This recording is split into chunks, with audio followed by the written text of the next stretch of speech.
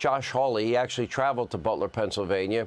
He met with local officials to see firsthand the building and the sniper, the one they scaled, trying to assassinate President Trump. Senator Hawley joins us now. Senator, my understanding is it hardly was a pitch roof. I could look at it and tell you, as a guy that fell off a roof 3 stories, it's not a pitch roof. Number one. Number two, if they knew it was a threat and they didn't want their agents on it, I could live with that. Why weren't there sniper eyes on it?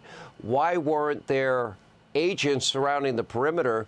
Why did they keep telling us it's outside the perimeter? 130 yards is not outside the perimeter. The perimeter would be defined as any distance that any harm can be brought to a primary, in this case, Donald Trump, that you're protecting. So, and why are they blaming local law enforcement? That's not their job. Well, I can tell you, Sean, I saw it today ahead of the Senate committee hearings on this. I went to go see myself. I went to the grounds. I went to the site because, frankly, I don't trust the FBI and the Secret Service to give us the real story. I want to see it myself. And you are right. That roof, it's hardly pitched at all. It's at a slight slant. And I'll tell you this, Sean, I couldn't believe how close it is to where Trump was. I stood right where Trump stood, looked over at that building. I mean, it is 100, 150 yards max. It is a clear line of sight from where President Trump was to that building. And the whistleblowers, Sean, what they have told me is unbelievable. It's that they were not patrolling the perimeter with canines as they were supposed to do. They were not patrolling the crowd. They weren't adequately keeping the area around the stage safe. And, of course, we know that they didn't have eyes on that roof and that building. It's unbelievable. It really is. Tell us what these whistleblowers are telling you that is most alarming to you.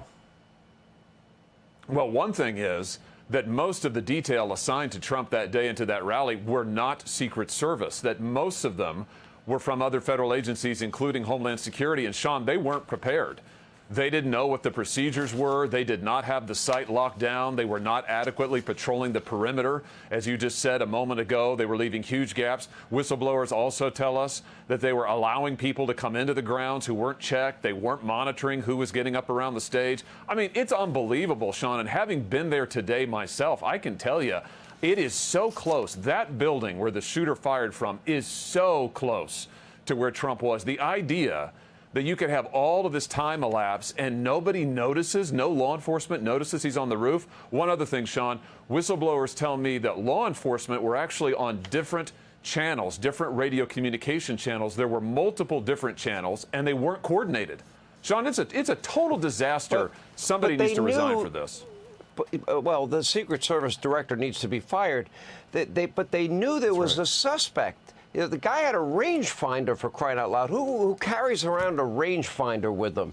How stupid is this director? Well, we didn't want to put the officers at risk, so we put them inside the building, but not outside the perimeter of the building to make sure nobody got on top of the roof of the building. And why? You're telling me that it was mostly not Secret Service? And why are they blaming, again, local police?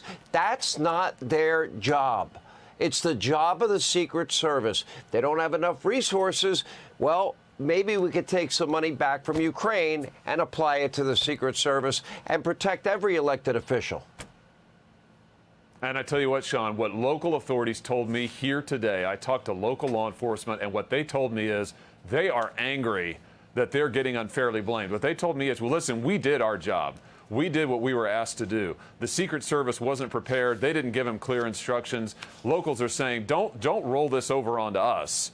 You should take some responsibility, Secret Service, and they should. And your point about Ukraine is right. We can spend how many billions on Ukraine, but we can't protect an American president? I mean, what's going on around here? We've got to get the facts, Sean. And I tell you what, I won't rest until we get them. No, I appreciate all of that. By the way, where are your fellow Democrats? Their silence is deafening to me. Why aren't they more outraged over this?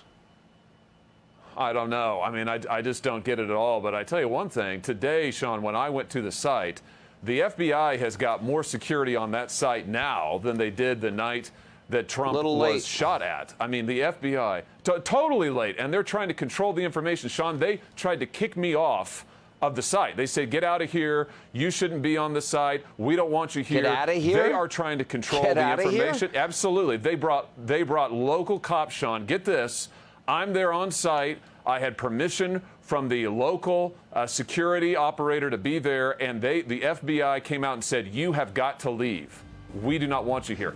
That's what they're trying to do. They're trying trying to control the FBI director. I want to hear from the Secret Service director. I want to hear from Mayorkas, Department of Homeland Security secretary. I want to hear from other Democrats. I don't want any politician to get shot like this. And I don't care if you're a Republican, a Democrat, liberal, conservative. It is meaningless. Protect elected officials. Senator, great job. Can't believe they tried to kick you off. Hey, Sean Hannity here. Hey, click here to subscribe to Fox News YouTube page and catch our hottest interviews and most compelling analysis. You will not get it anywhere else.